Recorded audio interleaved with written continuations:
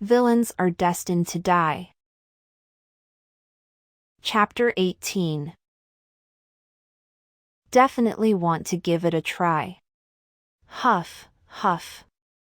I threw down the bed cover that I tied into a rope down my room window, muttering the words that I couldn't say in front of Reynold yesterday. Then I pushed myself up on the window frame using all my strength. That was all I needed to do for me to be out of breath. It was the first day of the festival. I patiently waited until Emily was done with serving me for the day yesterday, then immediately took all the bedsheets I had and tied them together into a rope. It was the most classic way of escaping.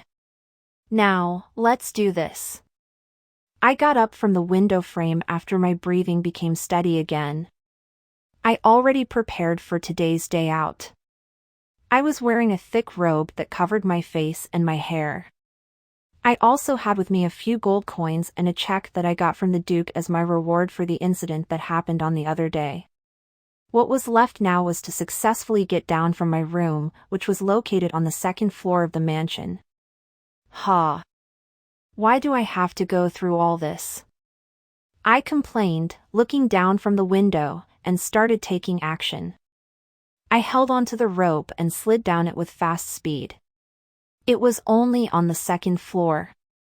I've concluded that it was possible to safely climb down from my room after wandering around within the mansion grounds a couple of times. I'm sure it was possible. Shoot. The bedsheet I've tied into a rope was shorter than I thought. I couldn't check before as I couldn't see well how long it reached down from my room. I thought it would be fine because the rope was pretty long. I could wake someone up if I were to jump down from this height, and it was possible that I could get injured if I were to make a wrong move. Just realizing that eyeballed length was different from the actual length had made me panic. I looked up to see that the distance from where I was at to my room window was pretty lengthy. I didn't have enough power to climb back up. I was barely holding onto the bedsheet, which was the best I could do. What do I do? I sniffled at the situation where I couldn't help myself either way. It was then. Hey. You, what are you doing right now? A voice came from below me. I glimpsed down below me and met eyes with someone. A sound of that person feigned laughing followed after those words. Reynold? His pink hair reflected the moonlight. Reynold was looking up at me from below with the eyes seeming to be looking at a senseless thing. Why do you come out from there?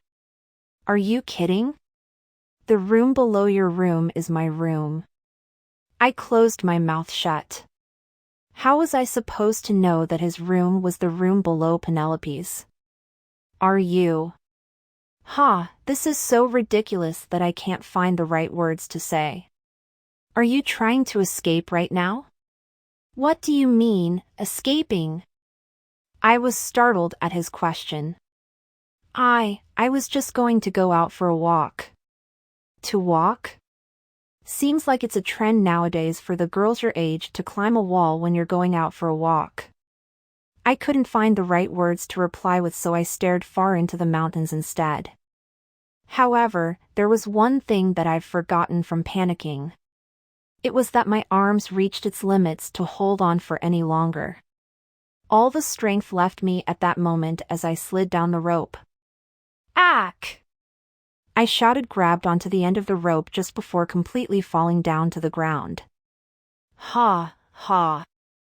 I was now clinging onto the end of the rope, swinging side to side, like a spider climbing its one strand of the web. Hey!